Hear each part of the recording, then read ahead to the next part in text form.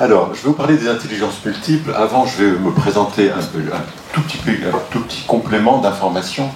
Oui, effectivement, j'ai une formation d'ingénieur au départ. Et puis, j'ai été enseignant dans un lycée public de la région parisienne pendant quelques années. Et j'étais professeur principal d'une classe de seconde. Et un jour, je les ai emmenés en Autriche pour un voyage scolaire. Et c'était un voyage en plein mois de janvier, on a vu de la neige, on a eu plein de choses merveilleuses, on a été écouter un opéra de Mozart, enfin une comédie musicale, tout ça, ça s'est très bien passé. Et j'ai découvert à cette occasion que, certains élèves que je croyais connaître, en fait, avaient des talents que je ignorais complètement, et que ces élèves avec plein de talents, ils étaient en échec scolaire dans ma classe. Et je m'estimais un bon prof, avec plein de guillemets, mais ça se passait plutôt bien avec mes élèves, avec les élèves dont j'avais la charge, mais ils étaient en échec scolaire. Je me dis, mais comment est-ce possible? Alors ça, je vous parle d'un temps que les jeunes de 20 ans ne peuvent pas connaître. Il n'y avait pas d'internet à l'époque, il n'y avait pas grand-chose.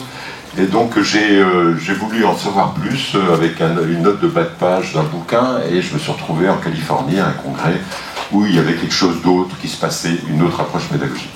Et c'est là où j'ai découvert une approche que j'ai appelée le mieux apprendre. Le mieux apprendre, c'est une traduction française de tout un courant pédagogique anglo-saxon, dont le terme générique est très mal choisi, c'est accelerative learning, mais c'est pas du tout, c'est très mal choisi, mais bon. Et voilà, j'ai développé cette approche pédagogique en France, j'ai écrit un, puis deux, etc. Là, je peux en prendre une douzaine de livres, je ne les ai pas tous apportés parce que c'est lourd, les livres. Et puis, je me suis mis à vouloir transmettre. Alors, ce qui est intéressant, c'est que j'ai découvert les intelligences multiples. Parmi d'autres outils, les intelligences multiples, pour moi, sont intégrées dans ce que j'appelle le mieux apprendre. Ce n'est pas, il n'y a pas que ça, même si ça a joué un grand rôle dans ma vie depuis 20 ans. Alors, ce qui est amusant, on va dire, c'est qu'il y a 20 ans, quand j'ai découvert ça, je me dis génial. En plus, il y avait déjà pas mal de bouquins anglo-saxons là-dessus. Donc, j'ai écrit au directeur d'IUFM, ce que vous auriez fait à ma place, bien sûr. Réponse zéro. Ça n'intéressait personne. Les intelligences multiples m'intéressaient il y a 20 ans. Personne. Maintenant, c'est devenu,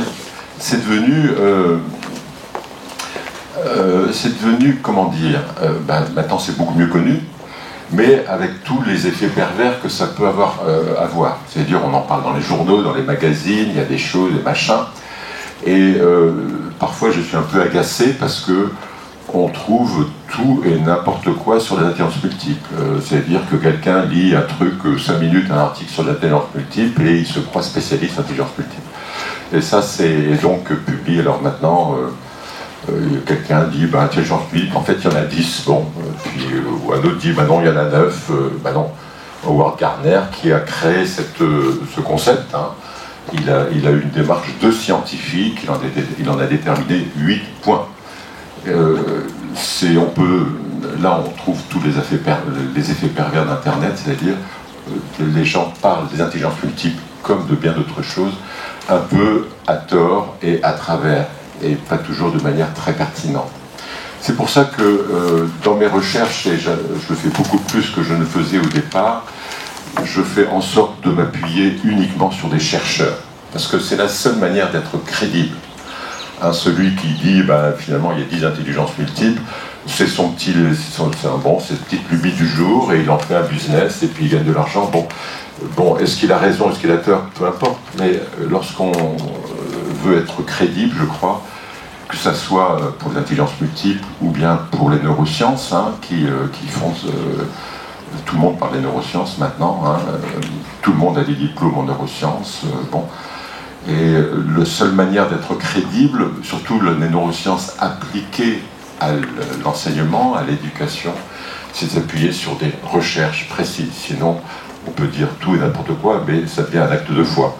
Et là, quand des chercheurs ont dit des choses, et que c'est recoupé et re-recoupé, qu'il y a des méta-analyses, on peut dire qu'il y a des bonnes chances qu'on puisse les appliquer avec précaution dans une salle de classe.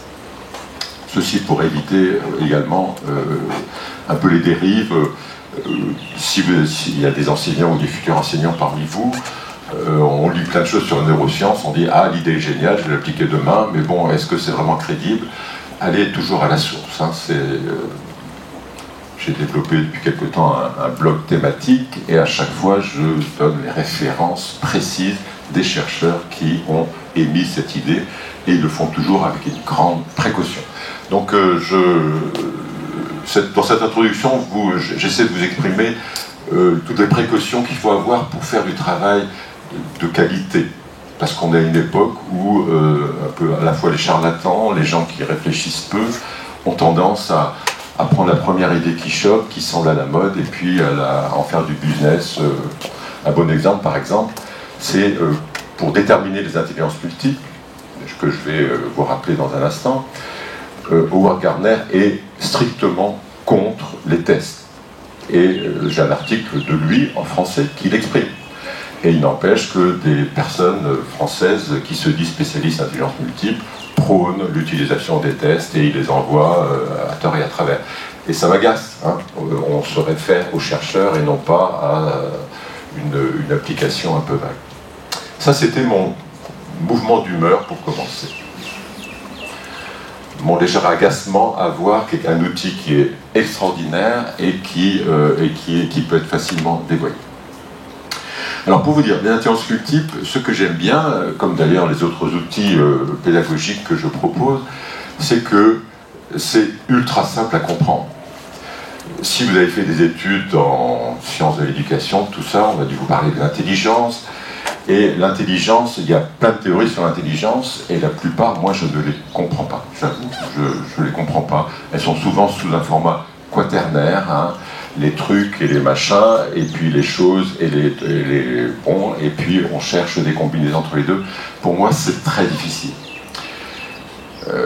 Les intelligences multiples, hier encore, j'étais dans une classe avec des élèves de CM2, toute la matinée, c'était très rafraîchissant, j'ai beaucoup aimé, bien sûr ici à La Réunion, hein, et je leur ai expliqué l'intelligence multiple et ils ont pigé sans aucun problème.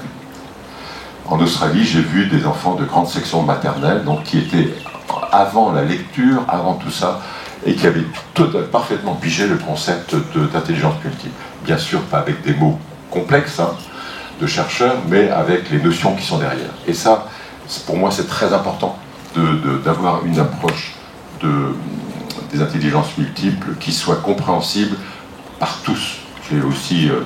J'en ai parlé au fin fond de la brousse africaine, j'en ai parlé au Cambodge, en Asie, et partout, les gens comprenaient instantanément, parce que ça parle bien à l'intuition. Voilà.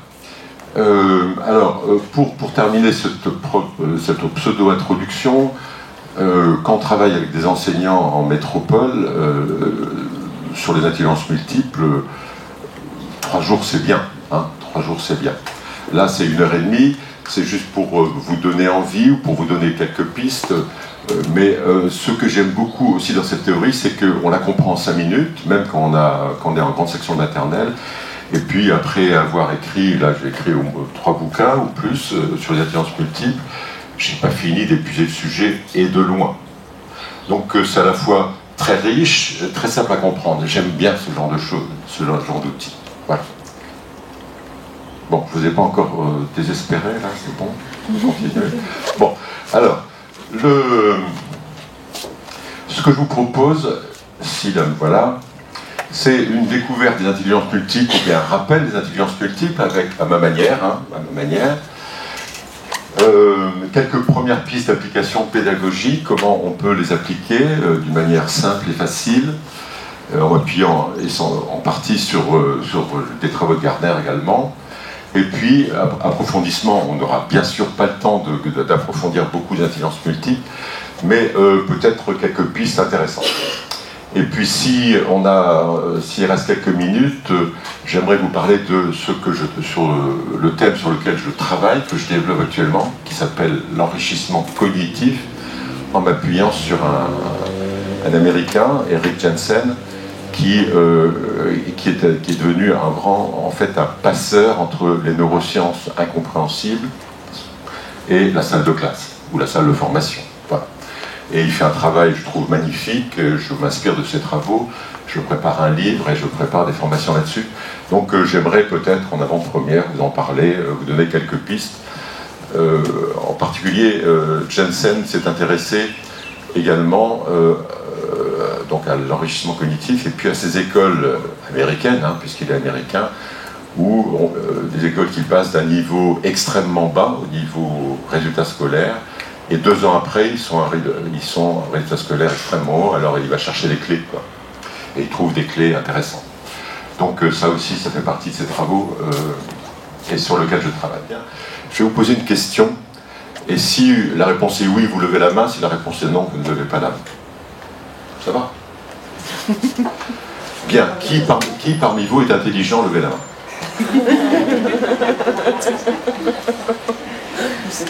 D'accord, vous voyez le problème. Vous voyez le problème. Une fois, j'étais du côté de Mâcon, j'avais 80 profs devant moi, et puis à ma gauche, j'avais l'inspecteur.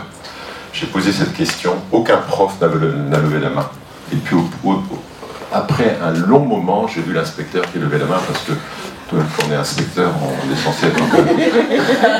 Voilà, mais ça prouve bien sûr, parce que vous dites, ben, c'est quoi le... Alors ce qui est curieux, c'est que quand on pose la question à des enfants, comme je l'ai fait hier, hein, là, la plupart des enfants lèvent la main. Ils sont tous intelligents. Et puis après, ben, ils arrivent au collège, ils ont des mauvaises notes, tout ça, et puis quand on a des mauvaises notes, mauvaises résultats scolaires, on se dit, ben, on est un crétin, on n'est pas intelligent, etc. R connu, R connu. Mais c'est une question pour prouver que ça pose problème. Et peut-être une manière la plus simple de mettre le doigt dessus, c'est, voilà, l'illustration, si vous la voyez. Voilà, est-ce que Einstein était intelligent? Bon, malgré ses difficultés à l'école, on peut dire qu'il n'était pas tout à fait bête. Hein. Est-ce que Mozart était intelligent? Ben oui, pas mal aussi. Est-ce que Shakespeare était intelligent? Shakespeare, on peut difficilement faire mieux. Est-ce que Zidane, sur un terrain de foot, était intelligent? Évidemment, bien sûr. Bon. Et quel rapport entre Zidane et Mozart, quoi? Et quel rapport entre Einstein et Shakespeare? Et pourtant, ils sont tous intelligents. Donc on s'aperçoit qu'il y a, en fait, il y a 1000 manières d'être intelligent, et qu'il est peut-être intéressant de sortir de l'idée de Binet que comment mesurer l'intelligence. Alors, je trouve que le QI, j'ai été très contre au départ, mais je trouve que le QI a un intérêt, et je m'en suis aperçu en lisant beaucoup de recherches, ça permet de voir des différentiels. C'est-à-dire, on prend un gamin qui a un QI de 80, qui vit dans un environnement extrêmement pauvre, on le met dans une famille d'accueil d'un milieu normal, et 4 ans après, il a gagné 15 points de QI. Ça permet de voir un différentiel qui est très intéressant. Au moins, il y a ça, cet avantage. Mais bien sûr, ça a beaucoup d'effets pervers, donc il faut être assez méfiant. Et Gardner est tout à fait, on va dire, n'est pas très pour, hein, on va dire. Bien, donc les intelligences multiples selon Howard Gardner, tout va bien, c'est le fantôme qui a la fait tomber. La première idée, alors Howard Gardner, pour savoir, c'est un psychologue cognitiviste, c'est un chercheur professionnel, c'est pas un rêveur. Il a mis au point une démarche de chercheur professionnel, et c'est là où il faut le suivre. Je ne vais pas rentrer dans les détails, mais pour définir ces 8 formes d'intelligence, il a suivi un processus parfaitement clair. Et c'est pour ça qu'il n'en définit pas plus, parce qu'il n'en a trouvé que 8 qui correspondent à ce qu'il a défini. Pour lui, on a tous 8 intelligences potentielles qui nous viennent de l'évolution de l'humanité. C'est-à-dire que l'intelligence visuelle, par exemple, on va la retrouver chez les oiseaux, ou d'autres intelligences, on va la retrouver chez les mammifères. Pour lui, ça vient de l'évolution de l'être humain. À la naissance, on va dire que les 8 intelligences sont dans notre ADN quelque part. Et après, eh bien, voilà, elles se développent, notre bouquet d'intelligence se développe d'une manière plus ou moins déséquilibrée. Vous voyez que là, le bouquet de ce beau jeune homme-là, il y a 8 fleurs. Mais les 8 fleurs, ben, il y en a qui sont bien ouvertes, bien épanouies, et d'autres qui ne sont pas épanouies ou qui sont un peu en sommeil. Donc ça, c'est la plupart d'entre nous, nous vivons ça, c'est-à-dire que rares sont les personnes qui ont développé les 8 intelligences complètement. Mais, et je le dis tout de suite, avant de l'oublier, un acte de foi, on va dire, de Gardner, c'est que tout être humain, à part handicap particulier, peut développer les 8 formes d'intelligence jusqu'à un bon niveau. Donc on ne sera ni Einstein ni Mozart, mais on peut développer les 8 intelligences. Et après avoir travaillé là-dessus 20 ans, je pourrais dire que lorsqu'on développe un bouquet d'intelligence équilibré, on a une personnalité équilibrée. Je fais un rapport direct. Et c'est tout l'intérêt d'éduquer les enfants à développer tout leur bouquet d'intelligence. Alors, d'ailleurs, pour vous dire, les intelligences multiples ont d'abord été récupérées, on va dire, par le système éducatif américain, puis dans le monde, utilisées. Moi, j'ai écrit un bouquin sur l'intelligence multiple dans le management, donc en entreprise. Et là, avec ma collaboratrice principale, on a reçu commande de 3 bouquins différents en même temps, quasiment, pour les parents. Développer les intelligences multiples chez les enfants, mais à l'usage des parents. Donc c'est une grille qui est très intéressante et qui peut être appliquée partout. Alors, voici les 8 intelligences que je vous rappelle ou que je vais vous décrire. Bien sûr, et c'est important, pour Gardner, elles sont toutes aussi importantes les unes que les autres. Toutes aussi importantes. Et c'est un point très important, parce qu'à l'école, bien sûr, il y en a qu'on utilise plus que d'autres. La première que je vous propose, celle qui est à l'écran, l'intelligence visuelle spatiale, c'est la capacité à se créer des images mentales, essentiellement. À se créer des images mentales. L'archéologue, il voit 3 cailloux, il imagine le temple.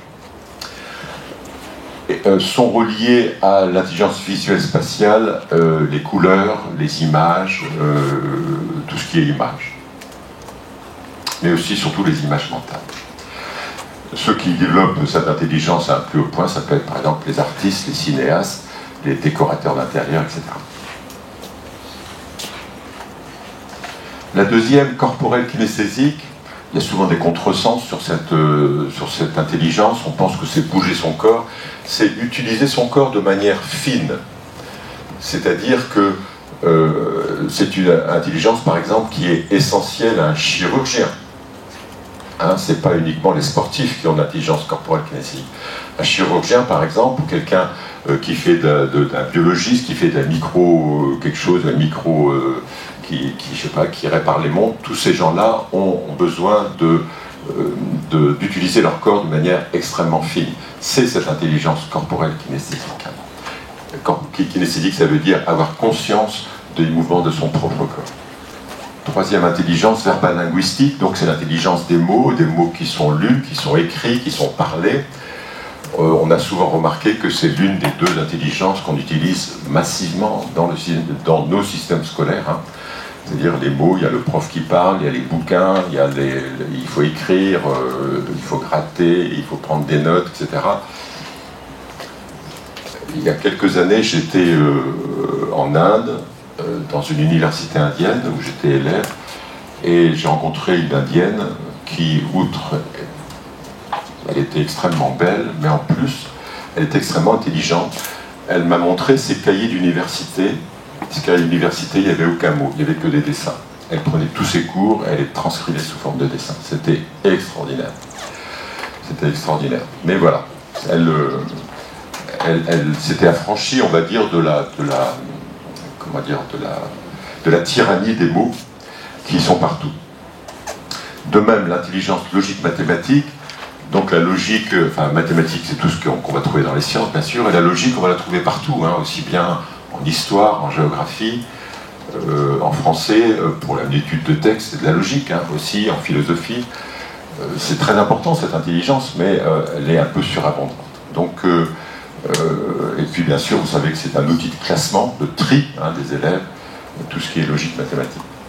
Donc c'est la deuxième intelligence qui est massivement utilisée dans le système scolaire. Voilà une intelligence intéressante, l'intelligence musicale rythmique. Musicale rythmique, c'est pas uniquement pour ceux qui pratiquent un instrument de musique, c'est être sensible au son. Aussi bien le son d'une machine, une machine qui tourne rond, un mécanicien qui va dire tiens, le moteur il tourne rond, il tourne pas rond, que les gens qui se promènent, qui écoutent le chant des oiseaux, ou qui sont sensibles au bruit des villes, au bruit quand ils battent dans la ville, ils sont sensibles à plein de bruits. Cette sensibilité au son, à traduire, à tirer de l'information du son, c'est l'intelligence musicale rythmique. On la retrouve dans la poésie, par exemple, aussi, qui fait la combinaison de la linguistique et de la musicale rythmique. Alors c'est une intelligence qui est extrêmement peu utilisée dans le système scolaire et qui pourtant devrait avoir une place centrale, à mon avis, parce que la musique est un vecteur d'apprentissage extrêmement puissant. Vous savez tous que les petits-enfants, vous leur faites écouter une comptine en musique, ils absorbent ça avec une vitesse incroyable, incroyable. Et la puissance de la musique pour apprendre est étonnante et beaucoup délaissée. Il y aurait beaucoup à dire là-dessus. Après, il y a l'intelligence interpersonnelle et l'intelligence intrapersonnelle. Interpersonnelle, c'est le fait d'entrer en contact avec les autres. C'est une intelligence qui est essentielle pour, je ne sais pas, pour un médecin par exemple, plutôt que de regarder son ordinateur, ou pour, bien sûr, un enseignant. Il a absolument besoin de cette intelligence interpersonnelle pour communiquer avec ses élèves. S'il ne l'a pas, sa vie sera difficile. CPE et CPE aussi ont besoin absolument de cette intelligence pour entrer en relation. Les hommes politiques, les journalistes, plein de gens. Et puis, donc, combiner l'intelligence intrapersonnelle, c'est la connaissance de ses forces et ses faiblesses. Et je me souviens de travaillant à l'université, à l'UFM de Créteil, avec des enseignants primaires, je leur disais, mais quelle est l'intelligence la plus difficile à votre avis à mettre en œuvre? Et curieusement, ils m'avaient cité celle-là, l'intrapersonnel. L'intrapersonnel, c'est se poser des questions. Pourquoi j'ai réussi? Pourquoi j'ai échoué? Comment j'aurais pu faire mieux? Ça devrait être absolument naturel dans une démarche d'apprentissage.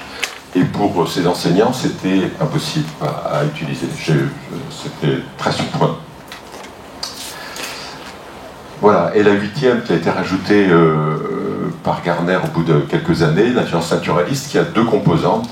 C'est l'observation de la nature, sous toutes ses formes, et puis, sous toutes ses formes, c'est-à-dire que les végétaux, les animaux, les minéraux, l'être humain, tout ça, la sociologie, ça fait partie de tout ça. Et puis c'est surtout aussi le fait de classer. L'aspect classification fait partie de l'intelligence naturaliste. Il y a eu des travaux qui ont été faits là-dessus. La capacité à classer est très liée au développement de la... comment dire, le mot m'échappe, qu'on sait classer de l'abstraction. Pour développer l'abstraction chez les enfants, le fait de classer, de trier les choses est très important. Mais ça, ceux qui travaillent en maternelle le savent bien. Donc quand vous avez des petits-enfants, s'ils veulent garder leur coquillage, les trier par couleur, par truc, par machin, essayez de les faire. Ils développent leur intelligence naturaliste et leur capacité d'abstraction. Voilà. Et ben voilà, tout est terminé. Tout est terminé. Voilà, et alors, il y a plusieurs manières de présenter l'intelligence multiple. Là, je m'adresse à des adultes, je le fais avec des mots savants. Hier, avec les CM2, c'était qui parmi vous aimait être avec des copains et des copines, être en groupe, etc. Bon, certains lèvent la main, beaucoup lèvent la main, et oui, ça c'est une manière d'être intelligent. C'est un autre mot, on va dire, pour interpersonnel. Ce qui est très intéressant également, et ce que m'ont confirmé souvent des enseignants et des enseignantes en primaire, c'est que, alors je vais vous poser la question pour réfléchir avant de vous donner la réponse, quelles sont les deux intelligences qui sont les plus généralement répandues chez les enfants, on va dire, de la maternelle jusqu'au milieu du primaire?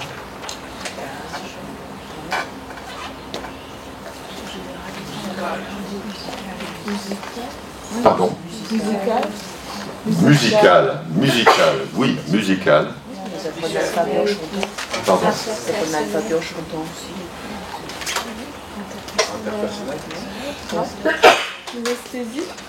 Kinesthésie.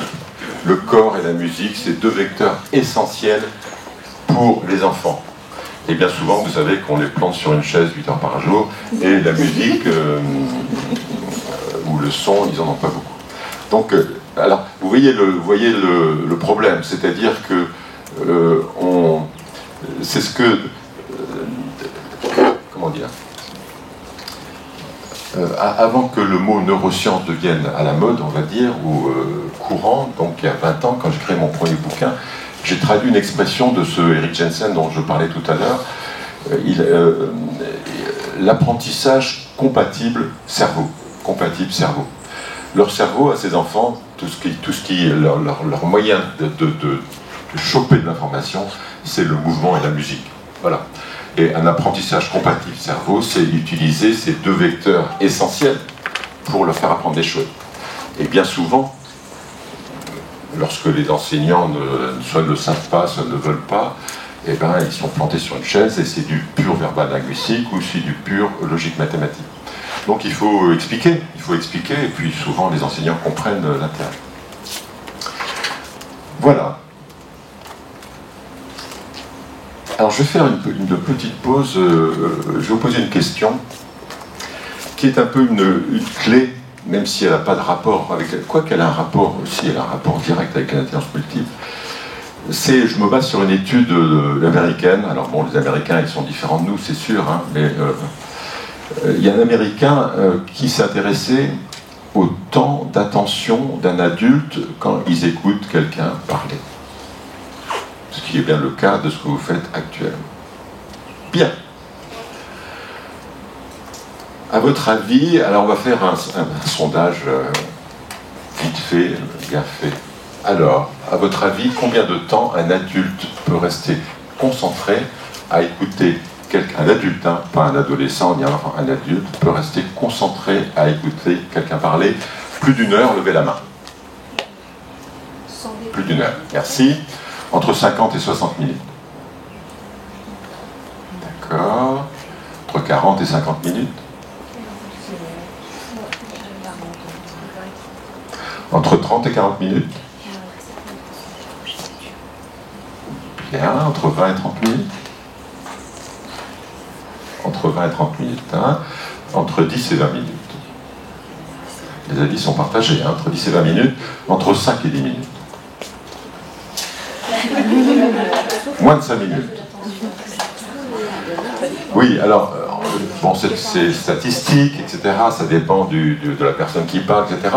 En gros, ça tourne entre 8 et 12 minutes, hein, maximum. Et alors, c'est une clé qui est intéressante. Et je vais faire le rapport tout de suite avec les intelligences multiples. Je vais d'abord vous raconter une histoire. Alors, raconter une histoire, c'est un moyen de faire un break. Hein. On peut aussi faire lever les gens. Tout à l'heure, je vais vous faire lever un petit exercice. Bon, l'idée, c'est de faire des ruptures, même si les personnes ne s'en aperçoivent pas. Et une rupture, par exemple, ça peut être de raconter une histoire. Quand j'ai commencé à me plonger dans tout ça, il y a plus de 20 ans, on parlait beaucoup d'une école qui s'appelait la Guggenheim School à Chicago. Et j'ai pas pu aller la voir quand j'étais aux États-Unis parce que c'était les vacances scolaires, mais j'aurais bien aimé, j'avais pris contact avec la directrice. Et cette école est restée célèbre parce que c'était une école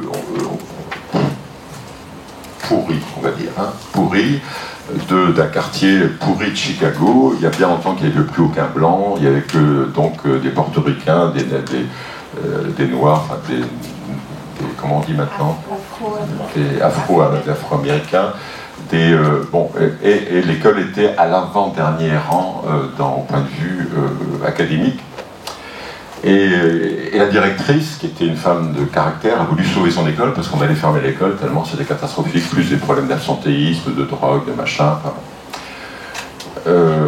Elle a fait venir un spécialiste de ce que j'appelle le mieux apprendre, hein, mais américain, Peter Klein, qui a écrit des bouquins très intéressants. Peter Klein est venu une semaine avec la moitié des enseignants, et puis une autre semaine avec l'autre moitié des enseignants, et il s'est taillé.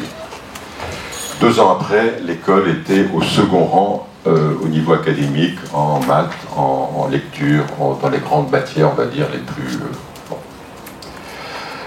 Et alors, bien sûr, on s'est intéressé, c'était il y a plus de 20 ans, hein, il y a 25 ans à peu près. Donc on s'est intéressé, on a été voir les enseignants en disant mais qu'est-ce qu'il vous a raconté Peter Klein pour que ça marche comme ça, quoi, c'est pas possible, qu'est-ce qui s'est passé? Et une des clés principales que les enseignants disaient, c'est on a bien retenu le fait que le temps d'attention d'un enfant c'est 8-10 minutes maximum. Donc on se débrouille à faire des ruptures toutes les 8 à 10 minutes. Alors voilà, c'était la clé, une des clés essentielles. Et vous voyez tout à fait, parce que je vais détailler ça un petit peu, l'intérêt des intelligences multiples. C'est-à-dire que traduire en intelligence multiple, ça veut dire toutes les 10 minutes, tous les quarts d'heure, ça dépend bien sûr, parce qu'on peut aussi apprendre aux enfants à rester concentrés plus longtemps. Il y a des exercices de yoga à l'école, il y a des choses comme ça qui peuvent aider. Hein. Mais l'idée c'est de changer de forme d'intelligence. Toutes les 15 minutes par exemple, on commence par exemple avec l'intelligence verbale, après on va continuer avec l'intelligence musicale rythmique, on va après l'intelligence interpersonnelle, et voilà. Et c'était une clé, et les intelligences multiples pouvaient être une réponse pratique. Parce que quand on dit aux enseignants, il faut peut-être que vous preniez conscience que tous vos élèves sont différents. Quand on leur dit par exemple, là encore statistiquement, que voilà, moi j'ai un bouquet d'intelligence, je tiens le micro, j'ai un bouquet d'intelligence. Statistiquement, il y a 20% d'entre vous qui avez à peu près le même bouquet d'intelligence que moi. Donc 80% d'entre vous, vous n'avez pas le même bouquet d'intelligence que moi. C'est pas parce que je tiens le micro que j'ai raison. Je ni raison ni tort, c'est que vous n'avez pas le même bouquet d'intelligence. Vous avez des intelligences fortes que je n'ai pas, et j'ai des intelligences fortes que vous n'avez peut-être pas. Donc l'idée, c'est de faire comprendre aux enseignants alors d'abord que leur bouquet d'intelligence n'est pas adapté à tous leurs élèves.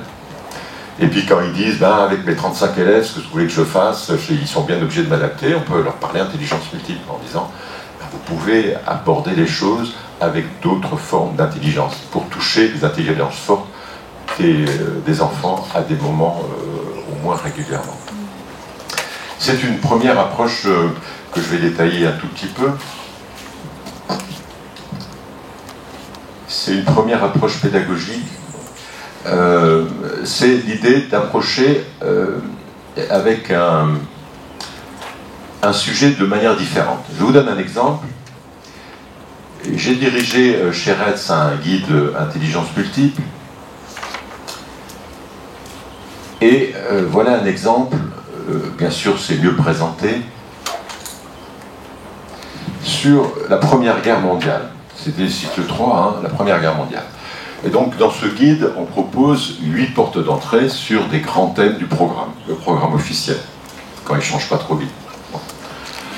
La Première Guerre mondiale, je crois qu'elle y sera toujours, donc voilà un thème. Pour vous dire, les portes d'entrée qu'on propose aux enseignants, en leur disant bien sûr de ne pas utiliser les 8 à la fois, ça serait beaucoup trop lourd, mais de choisir celles qui leur semblent pertinentes. Alors, visuel spatial, deux cartes avant et après, ça c'est très classique dans toutes les guerres, l'Europe avant et l'Europe après, mais c'est visuel spatial. Bien. Musical rythmique. Musical rythmique, alors on s'est posé la question avec toute l'équipe de maîtres formateurs que je dirigeais, et il y a notre historien qui a dit, vous savez qu'on ne s'en rend pas compte, mais une guerre ça fait du bruit, quoi. On ne s'en rend pas compte, mais une guerre ça fait du bruit. Donc on a pris une lettre d'un poilu, et les enfants, bien sûr, en faisant en sorte que l'environnement s'y prête, mettent en bruit ce que le poilu raconte sur tous les bruits qu'il vit dans les tranchées. C'est-à-dire aussi bien les cris des officiers ou des sous-officiers, les cris des agonisants, les explosions, les coups de feu, etc. Et ils mettent ça en bruit. Et pour ceux pour qui l'intelligence musicale rythmique est importante, c'est une manière de rentrer dans le sujet. C'est une manière de rentrer dans le sujet, qui leur permettra de rentrer dans le sujet d'une manière plus approfondie. Si on les attaque, si on dit ces enfants-là qui, par exemple, ont des difficultés en verbal linguistique, si on ne fait que leur parler, ils vont se bloquer. Si on passe par le musical rythmique, et là ils sont très à l'aise, ce que je vous disais tout à l'heure, beaucoup d'enfants sont très à l'aise là-dedans, ils vont pouvoir rentrer dans le sujet et pouvoir approfondir. Verbal linguistique à la recherche de mots-clés, Donc ça c'est très classique aussi, hein, quand on étudie n'importe quel sujet, on s'intéresse à des mots-clés. Logique mathématique, un topogramme. Le topogramme c'est le nom que j'utilise pour le mind mapping, hein, les cartes mentales, enfin, il y a plein de gens, plein de choses comme ça. Le topogramme en soi peut être considéré comme utilisant l'intelligence naturaliste. En fait, ça utilise plein d'intelligence, puisqu'on classe les choses. Mais c'est aussi très logique, donc on l'a mis en logique mathématique. Naturaliste, on s'intéresse à la nutrition, on aurait pu s'intéresser aux paysages aussi, qui ont été complètement modifiés par la guerre. Donc naturaliste. Corporel kinesthésique, on a fait comme pour la musicale rythmique, on demande aux enfants, avec leur corps, de jouer à quelqu'un qui est dans une tranchée avec les poilus. Et ça, c'est très très fort pour ceux qui ont besoin de bouger. Pour de sentir, il faut se mettre à plat ventre, il faut se mettre debout, il faut avancer, il faut reculer. Bon. Et tout ça à travers une lettre d'un poilu. Interpersonnel, on a inventé un jeu. Dans toutes les guerres, il y a des alliances, bien sûr. On a inventé un jeu. Et l'intrapersonnel, cet intrapersonnel qui me semble si importante et qui est souvent délaissée. C'est une activité, on va dire, de fin d'étude du sujet. On dit maintenant, vous êtes enfant à l'époque de la guerre de 14 et vous allez écrire au président de la République pour lui demander d'arrêter la guerre.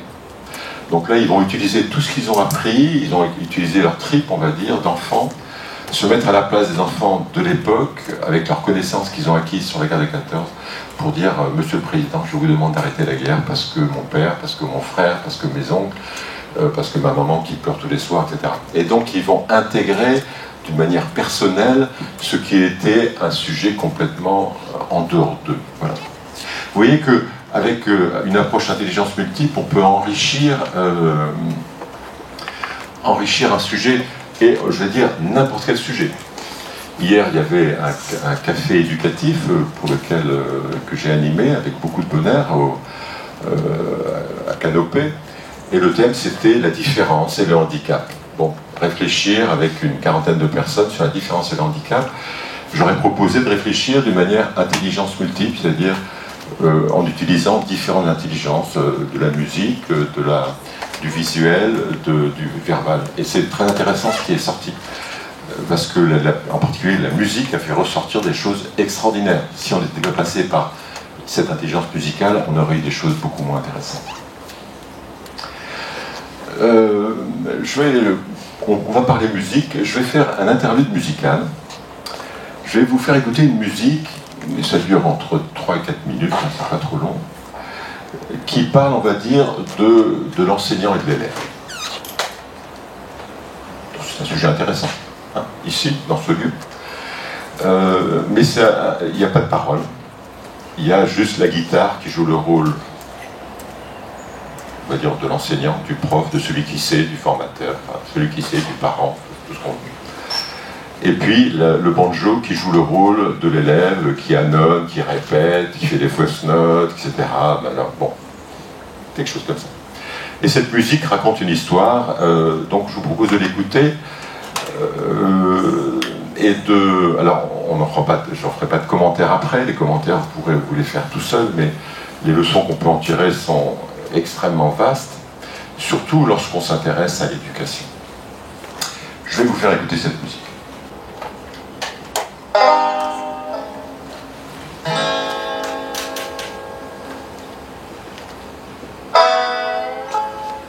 Ça, c'est le banjo.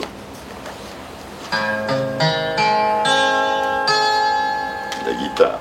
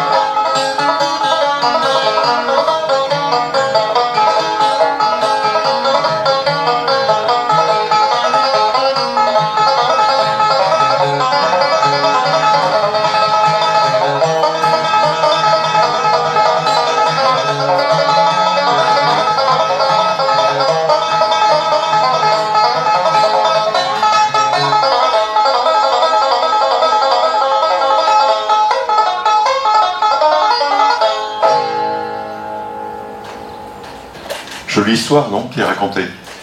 Non. Alors, quand je pose la question, en fait, les personnes qui ont une intelligence musicale, rythmique bien développée, sont rentrées à fond dedans. Celles pour qui la musique, ça ne transmet pas grand-chose, peut-être que vous avez trouvé ça bof bof. Vous voyez que là, qu'est-ce que je fais? Je m'adresse aux personnes d'entre vous qui avaient une intelligence musicale forte pour leur dire, voilà un message intéressant, parce que j'aurais pu dire avec des paroles, le prof, il faut qu'il fasse confiance, l'élève réussira sans doute, etc. Bon, la musique raconte ça à sa manière. Alors, c'est la musique du film Délivrance. Ce qui est intéressant, c'est que dans le film, celui qui joue du banjo, c'est un handicapé mental. C'est un vrai handicapé mental. Donc, ce qui rajoute de l'intérêt à cette affaire. C'est-à-dire que ceux qui sont exclus, ceux qui sont différents par rapport à une norme, en particulier les handicapés, et ben, parfois les handicapés, ils peuvent nous surprendre. Il y a quelques années, à propos d'handicapés, il y a un inspecteur de la région de Perpignan qui m'a fait venir pour expliquer les intelligences multiples à des enseignants spécialisés qui travaillent avec des handicapés mentaux. Donc je leur ai exposé les intelligences multiples pendant une demi-journée ou une journée, je ne sais plus. Et intelligemment, il m'a fait revenir un an après avec un certain nombre d'enseignants pour tirer un bilan. Et ce que les enseignants donc spécialisés ont rapporté, c'était impressionnant. Comment les intelligences multiples ils avaient pu intégrer l'intelligence multiple dans le travail avec les handicapés mentaux, avec ces réflexions extraordinaires, parce que les handicapés étaient mis pendant certaines périodes dans des classes dites normales, et le prof de la classe dite normale disant à l'enseignant spécialisé: ah bah ton petit gars, il est moins non performant que je l'imaginais. J'aime bien l'expression. Il est moins non performant que je l'imaginais. Et oui, mais parce que en passant par d'autres formes d'intelligence, ceux que l'on considère comme handicapés mentaux ou débiles légers ou je sais pas quoi, bon, eh ben, ils peuvent aussi montrer qu'ils savent faire des choses et impressionner leurs copains, leurs copines comme ça. Voilà. Ça c'était une manière de parler des intelligences multiples. La deuxième manière pour utiliser les intelligences multiples, c'est aussi de s'appuyer sur les intelligences fortes. Donc Howard Gardner a participé à un projet qui a duré 10 ans avec des écoles primaires américaines pour ce qu'il appelait le projet Spectrum, hein, comme le spectre de lumière, hein, même si dans le spectre de lumière il n'y a que 8, il y a 8 couleurs, hein, ça tombe bien. Avec des petits-enfants, et je vous traduis, mais vous avez traduit le titre de l'ouvrage de base, hein, Construire sur les forces des enfants. Construire sur les forces des enfants. Donc il y a 3 livres qui ont été publiés. Il y a le livre général qui est là, et un livre d'exercice d'application, et un 3e livre d'exercice d'évaluation. Alors j'ai fait une synthèse grossière de ce premier livre en français. Si les personnes sont intéressées, vous allez sur le site dont je vous dirai le nom tout à l'heure, et vous pouvez me le demander, je peux vous l'envoyer par email. En une 30aine de pages, je fais un peu un résumé en français de ce livre, qui est très intéressant, qu'il y a plein de choses à tirer. J'ai jamais eu le temps de creuser toute cette recherche, hein, qui a été menée par des enseignants et avec la supervision de Howard Gardner. Donc l'idée, c'est de s'appuyer sur des forces. Alors là, on voit toute la différence pédagogique des intelligences multiples. Lorsqu'un élève est en difficulté, on va dire le ministère de l'Éducation, avec son grand cœur, offre des heures supplémentaires pour aider l'élève à surmonter son déficit en mathématiques, en lecture, etc. Bon, ça part d'un bon mouvement. Après, la mise en application est plus ou moins facile, mais ça part d'un bon mouvement. On peut dire aussi que ça fait un peu la double et triple peine, parce que l'enfant qui est déjà en difficulté, il doit revenir le samedi ou le mercredi après-midi, et avoir des cours, puis le coup de jouer, mais bon. Ça part d'un bon sentiment. L'approche intelligence multiple est radicalement différente. Plutôt que d'appuyer où ça fait mal, t'es mauvais en maths, t'es mauvais en lecture, on dit en quoi t'es bon. c'est quoi tes intelligences fortes? Et là, tout est différent, parce qu'on va s'appuyer sur des forces et non pas sur des faiblesses. Je vous donne un exemple que j'ai trouvé que raconte une institut américaine. Hein. Elle a en CM2 une fille qui arrive à peu près CM2, hein, qui lit comme des CM2, donc qui lit correctement, mais qui a une compréhension de la lecture de CE2, ce qui arrive relativement souvent. Hein. C'est-à-dire qu'il y a une différence entre la capacité à lire et la capacité à comprendre ce qu'on lit. Et donc il y avait un vrai problème. Elle avait 2 ans, on va dire, de compréhension de lecture à rattraper. Et elle a eu une approche complètement intelligence multiple. Elle a cherché quelles sont tes intelligences fortes. Donc elle avait l'intelligence visuelle spatiale très forte et interpersonnelle. Donc elle lui a fait faire des fiches avec des mots écrits en gros, visuels, avec des dessins, etc. Bon, un travail avec, on va dire, des cartes flash, voilà. Et puis dès qu'elle a commencé à décoller, elle a dit, bah tiens, tu vas apprendre à lire à des plus petits que toi, interpersonnels, voilà. Et en 2 mois, je crois, 2-3 mois, la fille avait rattrapé sa difficulté. Vous voyez comme les intelligences multiples nous permettent de voir les choses d'une manière beaucoup plus positive. C'est bien le bon cœur en disant t'es mauvais en maths, on va te donner des cours supplémentaires, mais c'est beaucoup plus intéressant de dire mais en quoi t'es bon et on va s'appuyer dessus. Voilà par exemple une image que j'ai trouvée qui exprime ça très bien. Parce que je crois qu'il ne faut pas avoir peur. Donc c'est un handicapé, j'ai trouvé ça dans une revue, je ne sais plus où, un handicapé qui a posé ses béquilles en bas. Hein. Alors ses jambes, il ne peut pas marcher sur les jambes, mais il a des forces dans les bras. Et donc, regarde d'abord mes forces avant de regarder mes faiblesses. C'est voilà, ça change le regard qu'on a sur les élèves, sur les enfants, bien sûr. Regarde d'abord mes forces. Parce que bien sûr, on peut l'appliquer ça dans l'éducation avec les parents, hein, mais alors,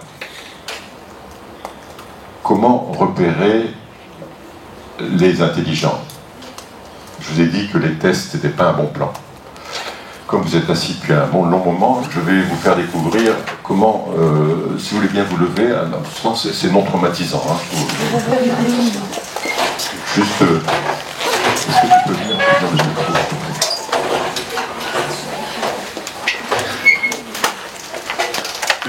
Plutôt que de vous faire un long discours, je vais vous faire un petit, ce qu'on appelle une jolt, mais bon, c'est une activité très brève qui fait réfléchir. Je vous demande juste de suivre mes consignes. Ok? Vous tendez les bras comme ça. Vous croisez les bras. Jusque-là, tout va bien. Vous inversez les mains. Vous les croisez comme ça et vous... voilà, croisez vos mains. Voilà. Monsieur. Voilà. Et puis, vous renversez vos mains et vous les interloquez, on va dire comme ça. Est-ce que vous pouvez taper avec vos 2 index comme ça? Oui, ça marche? Un peu plus loin, maintenant. Ok, 1, 2, 3, retournez les mains.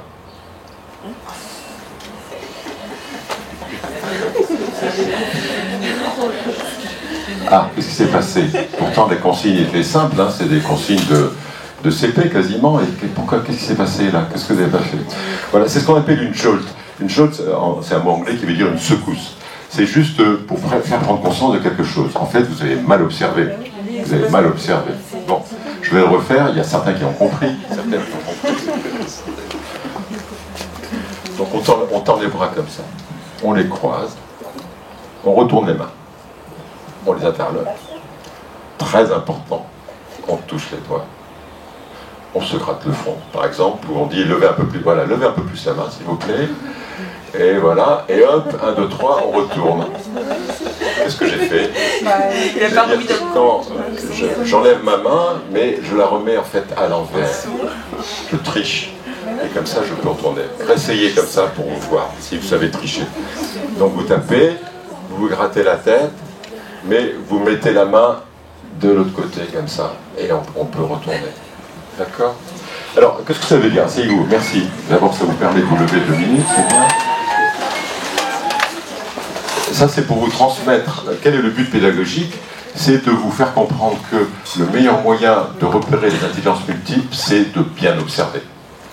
D'accord? Vous voyez le rapport, vous avez mal observé, sauf une ou deux personnes qui avaient l'œil, hein, qui ont repéré mon truc. C'est l'observation. L'observation, alors, mais pour le parent, c'est l'observation au jour le jour de son enfant, et pour l'enseignant, c'est l'observation de ses élèves. Quand on a, en primaire, c'est plus facile, en secondaire, c'est plus compliqué, des élèves. L'élève qui un jour va nous parler de sa tortue ou de sa je sais pas quoi, donc on va dire peut-être qu'il a une intelligence naturaliste bien développée, d'autres qui nous disent après j'ai mon cours de violon, etc. Alors peut-être une intelligence musicale en développement, etc. Donc voilà, c'est l'observation, et même une américaine proposait de faire un anecdotier, c'est-à-dire de noter toutes ces petites observations pour chaque élève, et au bout d'un certain temps, le bouquet d'intelligence se dessine et on voit les forces et les faiblesses. Et ce qui est très compliqué quand on utilise, nous on a suivi une classe intelligence multiple de 6e en ZEP, là, après dans la région parisienne, et les enseignants avaient beaucoup de mal à différencier intelligence et note à l'école. C'est-à-dire on peut avoir une intelligence logique mathématique très développée et avoir des mauvaises notes en maths. Par exemple, il y a des enfants qui sont des champions d'échecs, qui demandent tout de même de super logique, et beaucoup de visuel spatial aussi, hein, et qui ont des mauvaises notes, ça arrive très très couramment, ça, qui ont des mauvaises notes en maths parce que c'est pas leur truc ou pour d'autres raisons. Donc il faut éviter de faire un rapport entre notes à l'école et développement d'intelligence. Mais c'est l'observation. Et puis bien sûr, en parler. Il y a une chose essentielle, si vous souhaitez entrer, alors que ça soit en tant que parent, que ça soit en tant qu'enseignant, il est essentiel d'expliquer les intelligences multiples à l'enfant ou à l'adolescent. Et bien souvent, c'est étonnant les réactions, surtout avec les adolescents qui sont en mal d'école, qui sont en échec scolaire. Tout à coup, ils découvrent que ils ne sont pas bêtes, stupides, crétins, imbéciles, paresseux, un peu mieux faire, etc. Ils sont juste différents, ils n'ont pas les bonnes intelligences de la norme, c'est tout. Mais ils ont d'autres formes d'intelligence. Ma principale collaboratrice, Alban de Beaurepaire, elle a 4 enfants, les deuxième, troisième, quatrième, brillantissimes, tous brillants, enfin bon, je ne vous raconte pas. Et la première, elle ne comprenait pas, problème à l'école, tout ça, bon.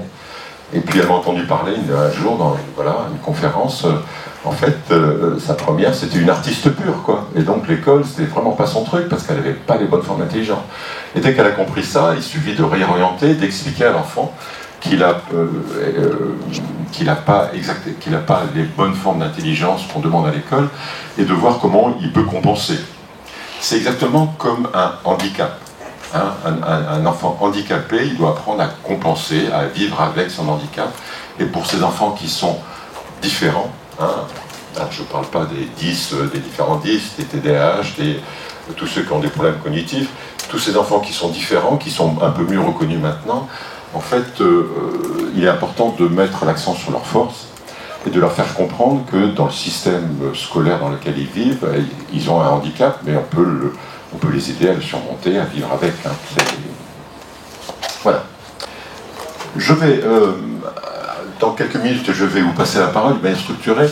Pendant que je traficote mon ordinateur 30 secondes, je vous propose de discuter de tout ce que je viens de raconter avec votre voisin, votre voisine, ou bien en vous retournant. 3 minutes. D'accord? Parlez-en. Faites comme à l'école, ce que n'aiment pas les profs, c'est-à-dire parler avec votre voisin et votre voisine.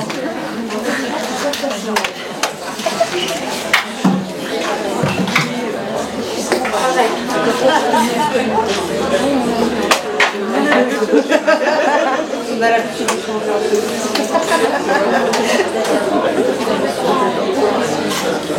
On est en enseignant. Alors moi je suis... C'est quoi justement c'est la...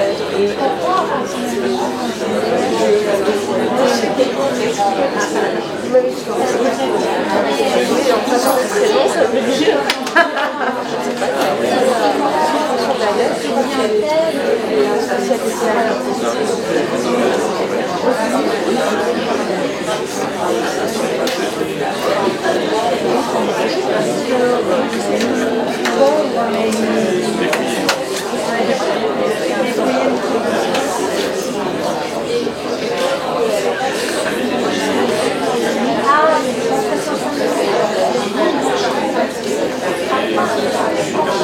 Bien, merci. Merci. Alors ça, c'est un truc qu'on devrait enseigner à tous les enseignants. Vous savez, quand un enseignant dit « avez-vous des questions ?» et qu'il y a un grand silence de mort qui s'établit, tout le monde baisse la tête, il suffit de leur dire « mais parlez-en avec votre voisin ou votre voisine », aussitôt, ils ont des choses à dire. Voilà. Voilà, il faut accepter de ne pas être le centre de la classe, que tout ne doit pas converger. D'ailleurs, Howard Gardner, pour repérer les intelligences, Howard Gardner a des réflexions avec beaucoup d'humour, a remarqué quelque chose de très intéressant. En fait, souvent, les comportements dérangeants des enfants peuvent vous donner de très bonnes pistes d'intelligence forte. Par exemple, les enfants qui parlent toujours avec leurs voisins et leurs voisines. C'est agaçant, ils se font coller, ils ne savent pas quoi, ils ont des trucs, des bulletins scolaires. C'est sans doute une intelligence interpersonnelle qui n'est jamais sollicitée. Je ne dis pas absolument, mais ça peut être très souvent ça. Une fois, je me souviens, j'étais donc prof de maths, avec une classe de seconde, je faisais une démonstration de géométrie un peu délicate, au tableau, tout le monde écoutait, et au milieu de ma démonstration, je vois une jeune fille au fond de la classe qui se lève, qui vient tailler son crayon dans la poubelle. Ou jeter un papier. Je dis, mais tu n'aurais pas pu attendre la fin de la démonstration? Pas méchamment, je lui ai demandé, mais j'essayais de comprendre. Et à l'époque, je n'ai rien compris. Pourquoi? Mais maintenant, je comprends. Elle me criait, mais j'ai besoin de bouger pour apprendre. Bon sang, j'en ai marre de rester assis. Voilà, elle apprenait en bougeant. Et le seul moyen qu'elle avait trouvé, c'est un comportement dérangeant. Pareil, les enfants qui sont avec leurs crayons et qui tapent, tac, tac, tac, tac, arrête de faire ça, t'es agaçant.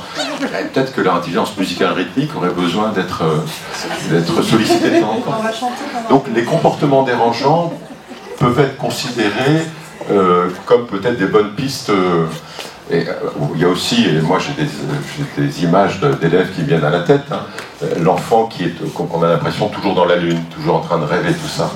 Mais quand vous découvrez que cet enfant ou cet adolescente a une vie intérieure extrêmement riche, je vous dis, c'est son intelligence intrapersonnelle qu'elle cultive, parce que pour elle, c'est l'intelligence la plus importante, et moi, je la sollicite jamais. Voilà. Donc les comportements dérangeants peuvent être une bonne piste. Juste un petit mot amusé sur comment évaluer avec les intelligences multiples. Grave problème. Parce que, bien sûr, quand on passe le bac, le brevet, tout ça, il n'y a pas 8 intelligents. Alors, tout de même, on ne passe pas tous les jours le bac ou le brevet, donc on peut souvent proposer aux élèves des évaluations utilisant leur intelligence forte, leur laisser le choix. Au point de vue neurosciences, ça c'est clair, lorsque le cerveau a le choix, il fonctionne mieux. Donc, de temps en temps, proposer. Et il ne faut pas hésiter à dire, un théorème de Pythagore, vous pouvez l'apprendre, soit vous pourrez montrer que vous le savez, soit d'une manière logique, truc machin, soit en faisant un rap, par exemple, un rap, et puis vous allez avoir un élève, mais il faut que le rap soit de bonne qualité, que le texte soit parfait, etc., et que la musique soit bien faite, et vous lui mettez un 18, pourquoi pas. C'est contrôler les connaissances et savoir si l'enfant sait, que ce soit avec un rap ou avec de la logique, avec des mots, avec un topogramme ou autre chose, où est le problème? Bien sûr, au bac, ça sera différent, mais où est le problème? Et en utilisant une phrase d'Einstein, voilà, une manière, je ne sais pas si vous voyez, voilà, c'est une... Vous connaissez peut-être cette... Vous connaissez? C'est marrant, c'est mon illustrateur qui l'a fait, là, ça. Et celui en couleur, vous connaissez? Alors pour ceux et celles qui ne connaissent pas, donc il y a un éléphant, un singe, un poisson rouge, un pingouin et un phoque. Afin d'assurer une sélection juste et correcte, la consigne sera la même pour tous, grimpez sur l'arbre. Voilà. Et ça, c'est les contrôles des connaissances dans notre système. Et c'est Einstein à qui on fait dire beaucoup de choses, mais il y a une phrase d'Einstein qui dit demandez à un poisson de grimper à un arbre et il se considérera comme un crétin toute sa vie. Mais je vois que vous connaissez ça. Donc, il faut se le rappeler. Parce que en France, on a tendance, enfin en France, il n'y a pas que en France, hein, on a tendance à confondre égalité et uniformité. Au nom de l'égalité, il faut que tout le monde passe le même contrôle. Ben non, ça c'est l'uniformité. L'uniformité, c'est que tout le monde doit passer la même chose, même si les gens sont différents. L'égalité, c'est donner ses chances à chacun de pouvoir montrer qu'il sait. Et parce que le poisson rouge, il ne peut pas grimper à l'arbre, mais dans l'eau, hein, le singe, il aura du mal tout de même, hein, c'est sûr. Voilà. Donc c'est une... Quand on évalue les choses, c'est-à-dire, et puis l'évaluation, ça se traduit en tri, en orientation, en tout ce qu'on veut, il faut faire très très attention. J'aimerais vous raconter l'histoire pour vous dire que ça peut...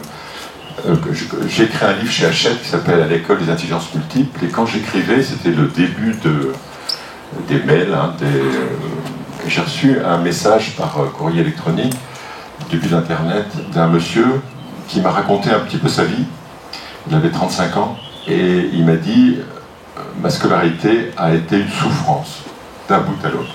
Dès la maternelle, il a commencé à souffrir. Pourquoi? Parce qu'il était médiocre. C'était ni mauvais élève, ni bon élève, l'élève médiocre. Et il le lisait dans le regard, dans le comportement d'abord de ses institutrices, puis collège, lycée, etc. Et il a eu ce sentiment toute sa scolarité. Il a eu un bac d'une manière médiocre, hein, il a pris un 10, 10,5, bon, peu importe.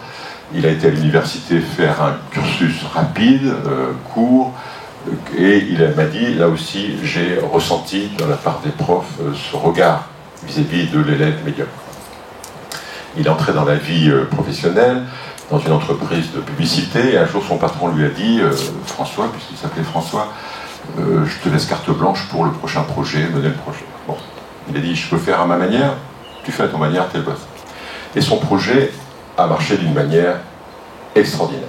Et il s'est dit, c'est ce qu'il me racontait, il m'a dit, je suis schizophrène. À l'école, j'étais médiocre, et maintenant, quand je fais comme je veux, je réussis brillamment. Donc il ne comprenait pas. Il ne comprenait pas. Avant de consulter tout de même un psychiatre en disant qu'est-ce qui se passe là, il a été sur Internet, et donc le début d'Internet, il est tombé sur la théorie de Carner, d'intelligence multiple. Il a dit, j'ai cru que cette théorie était écrite pour moi. Je m'y retrouvais totalement. Il avait une intelligence visuelle, spatiale extraordinaire, il fonctionnait par bloc d'idées, il m'a expliqué, j'ai rien compris, mais pour lui c'était parfaitement clair, et interpersonnel très fort. Deux intelligences, jamais sollicitées, et médiocre, toute sa scolarité. Et beaucoup de souffrance. Beaucoup de souffrance. Ça, c'est de la souffrance qui est totalement inutile. Je ne sais pas s'il y a de la souffrance utile, sans doute pas. Mais en tout cas, celle-là, on peut l'éviter. Et vous savez combien un système éducatif peut générer de la souffrance. Et cette souffrance, on peut la modifier, on peut l'éviter d'une manière très simple. Enfin, ça fait 20 ans que je suis là-dedans. Aussi bien avec des formateurs professionnels en entreprise qu'avec des profs, on accompagne des établissements scolaires. Et c'est simple, c'est pas compliqué. Il faut juste changer de regard, en fait. Et les intelligences multiples nous permettent de changer de regard. Alors, oui, juste une question comme ça. Pour vous parler d'intelligence multiple, on a utilisé quelles intelligences là, pendant 7h15 là. Verbal, ça j'ai parlé, ça. Un peu de logique, oui.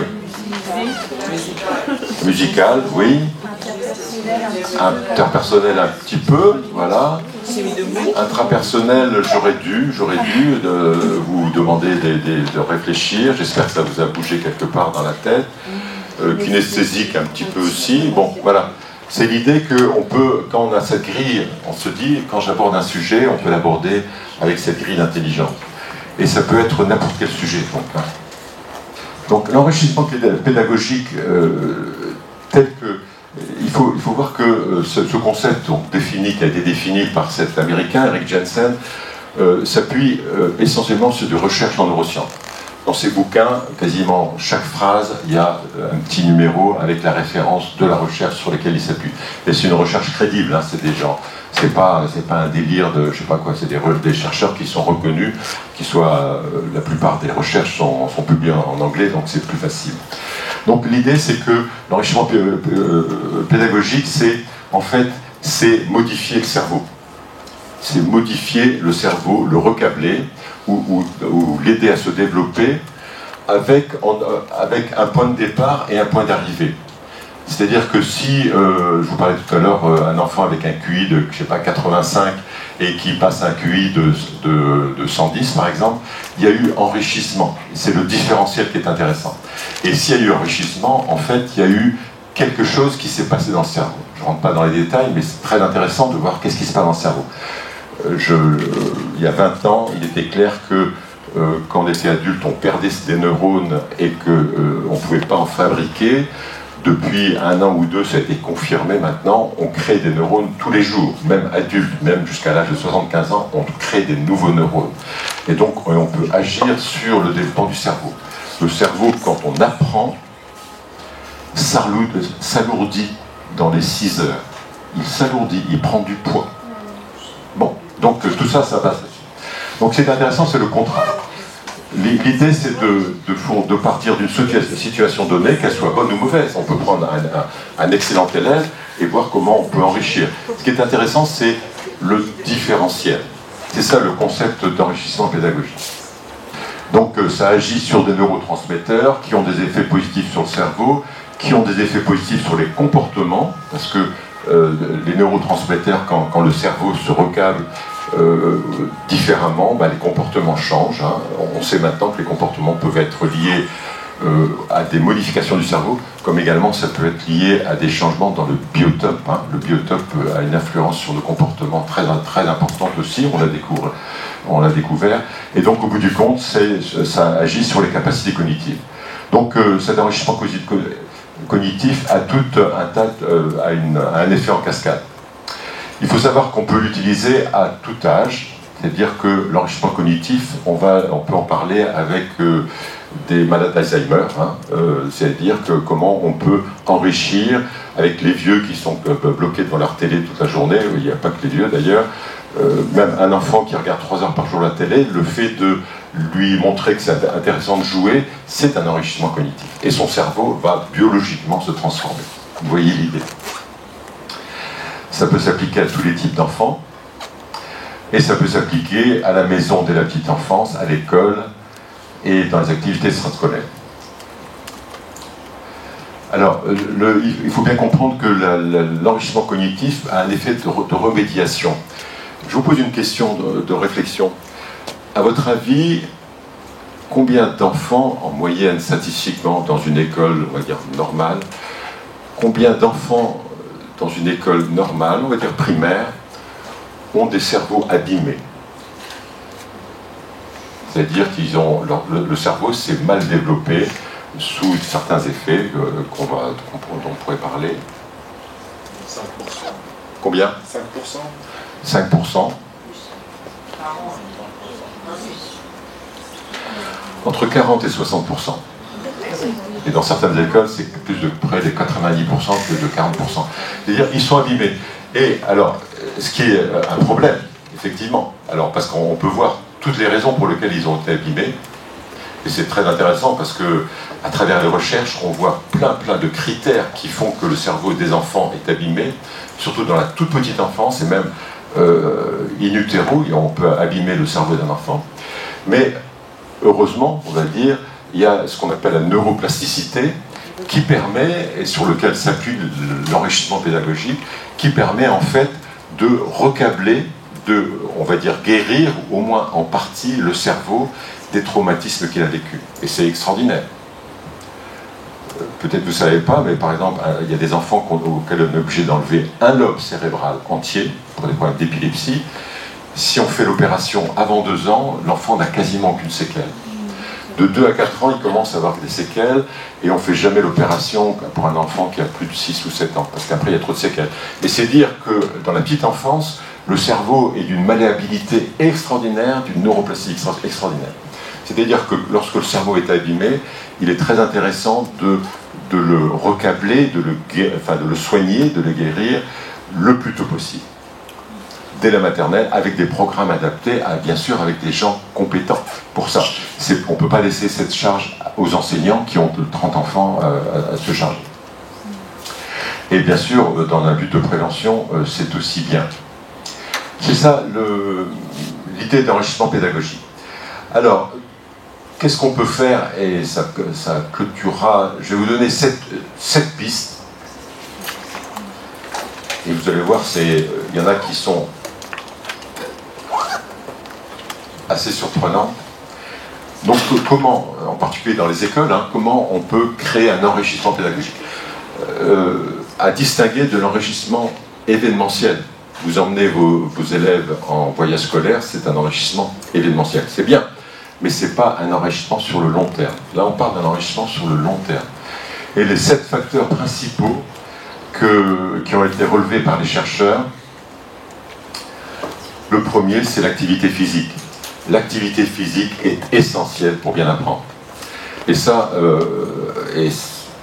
j'ai une de mes petites filles, là, je suis grand-père, qui a eu la chance de partir pendant 3 mois au premier trimestre dans une école au Québec, niveau collège, 3e.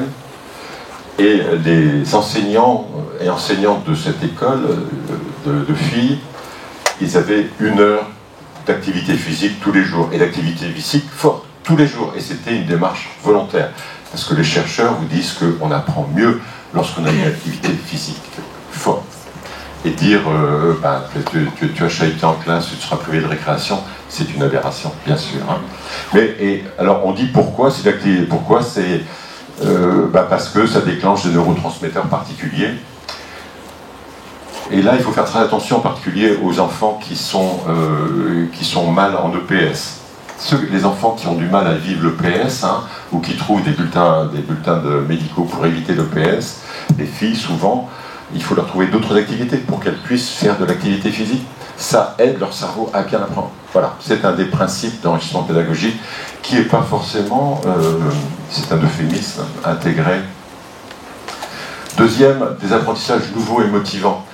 Là aussi, l'empreinte corticale, la réorganisation des cerveaux, se fait lorsque c'est motivant. L'ennui est un tueur de neurones. Un tueur de neurones, l'ennui. Des moments où un enfant s'ennuie, alors il y a plein de bouquins sur l'ennui, mais il faut savoir qu'au niveau neurologique, c'est un tueur de neurones. Donc proposer des choses qui permettent de rendre l'apprentissage nouveau et motivant,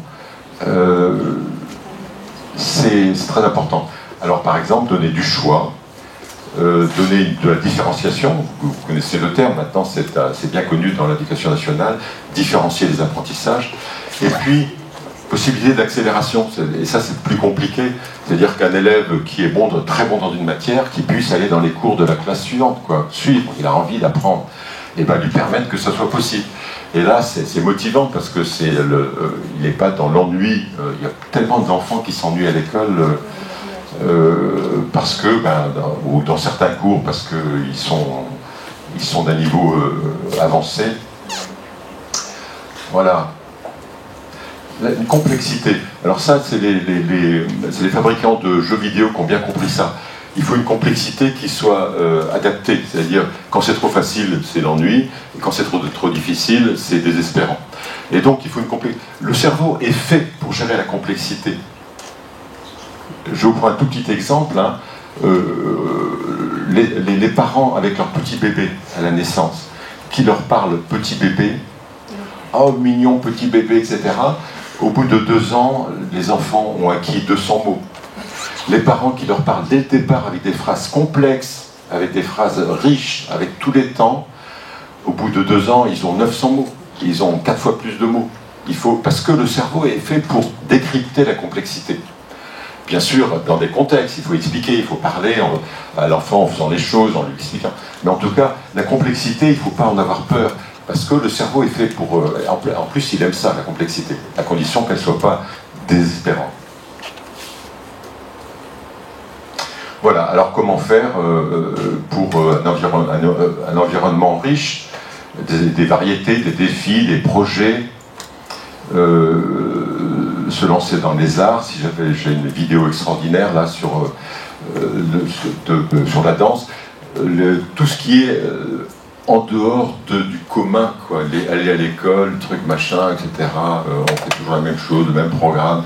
Ah oui, lundi j'ai maths de 9h à 10h, après j'ai je sais pas quoi. Bon, c'est une routine qui, pour le cerveau, ça tue des neurones, quoi. Bon, je dis ça un peu.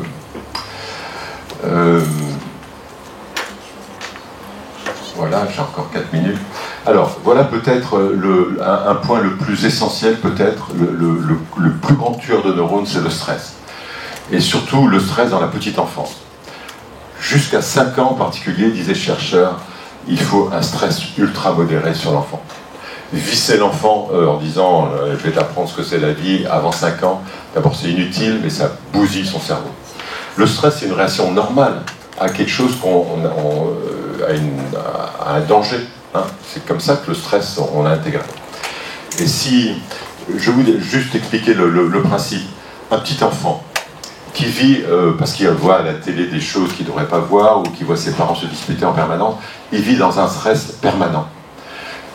Les zones dédiées au stress dans son cerveau vont être pléthoriques, parce qu'il va apprendre à réagir au stress.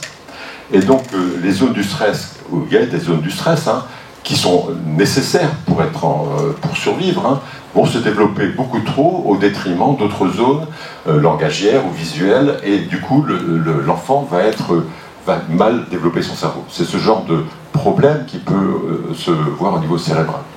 Donc le stress, c'est un tueur de neurones. Ça veut dire quoi d'une manière pratique? Eh ben, il faut apprendre des... Alors oui, 0 écran avant 3 ans. 0 écran avant 3 ans. Tous les chercheurs sont d'accord là-dessus. Et combien de parents mettent leur... voilà, c'est l'enfer ça. Hein. Tous, on dit, si vous voulez que vos enfants aient des problèmes à l'école, mettez-les dans la télé le plus possible. C'est clair. 0, et même pas de smartphone. Là j'ai vu un reportage sur Arte, un enfant autiste, hein, et la cause de l'autisme, c'était, dès sa naissance, ses parents utilisaient uniquement le smartphone. Voilà. Et oui, une pomme, c'est un truc, une image ronde, verte ou rouge, je sais pas quoi. Voilà, pour lui, c'était ça la pomme sur le smartphone. Ben non, la pomme, c'est quelque chose de rond qui a du poids, qui sent, qu'on peut croquer. Voilà, il n'avait pas appris ça. Et il est devenu autiste, ce gamin. Voilà. Donc ça, c'est un message à faire passer difficilement aux parents et à tout le monde. Hein. 0 écran entre temps. Et puis des niveaux de stress modérés et amplifier tous les compliments aussi. Et tout ce qui est rituel également, c'est anti-stress. Voilà. Environnement social de qualité, là aussi c'est quelque chose qui paraît banal, hein, mais les chercheurs font un rapport direct entre un bon environnement social et une bonne santé mentale. Et ce qu'ils racontent, c'est fou. Hein, quand les enfants sont dans un environnement social difficile, ils finissent avec des troubles mentaux. Enfin, statistiquement, ils ont des chances de troubles mentaux beaucoup plus nombreux. Ça veut dire, à l'école, développer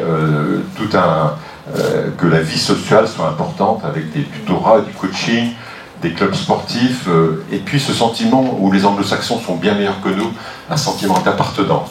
L'élève qui est fier d'appartenir à telle école, à tel collège, à tel lycée, parce que, je ne sais pas quoi, il est fier. Et ça, c'est très important, ça crée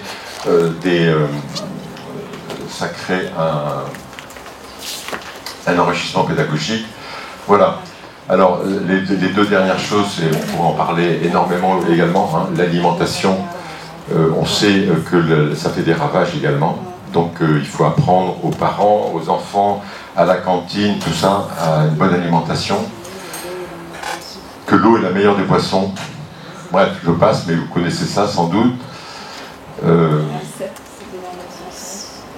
Bonne nutrition, éviter la malbouffe. Les compléments alimentaires peuvent faire gagner jusqu'à entre 10 et 15 points de QI. Là aussi, c'est uniquement parce que les enfants sont mal alimentés, ils fonctionnent mal. Alors, et le problème, c'est que ces enfants qui ont des cerveaux abîmés, ils arrivent dans les écoles, et c'est vous, enseignants, enseignantes, qui devez les récupérer et faire avec. Mais il y a tout un travail à faire avant, et puis peut-être un travail d'enrichissement pédagogique dont je vous ai donné une très rapide présentation, que l'on peut faire pour recadrer leur cerveau. Mais une bonne gestion du temps, il ne faut pas aller trop vite, il faut pas aller trop vite. Quand je vois les gamins qui disent « bah oui, j'ai eu 10 minutes pour déjeuner entre le cours de maths et le cours de physique », c'est une aberration, mais bon, ça, on pourrait aussi faire de longs discours là-dessus. Alors, bon, j'étais un peu rapide, je m'en excuse, c'est juste pour vous dire, parce que derrière tout ça, il y a effectivement des recherches très importantes, et surtout, il y a des moyens d'action qui ont été négligés avant. Avant, c'était l'intuition qui disait bah, ça serait bien de bien manger, peut-être pour bien apprendre. Là, ce sont les chercheurs qui nous disent bah, quand vous mangez ça, eh ben, ça vous fait du mal. Quand vous donnez un soda à boire à un enfant, ça lui fait du mal et ça bousille son cerveau. Donc ça, c'est ce que nous apporte la neuroscience et c'est un moyen d'action, je pense, pour l'école de demain. Voilà, donc avec l'intelligence multiple et puis ces choses à venir, je pense que, je m'excuse d'avoir été un peu bavard, mais que je vous ai donné peut-être quelques pistes pour avancer. Merci beaucoup de votre attention. Merci à vous.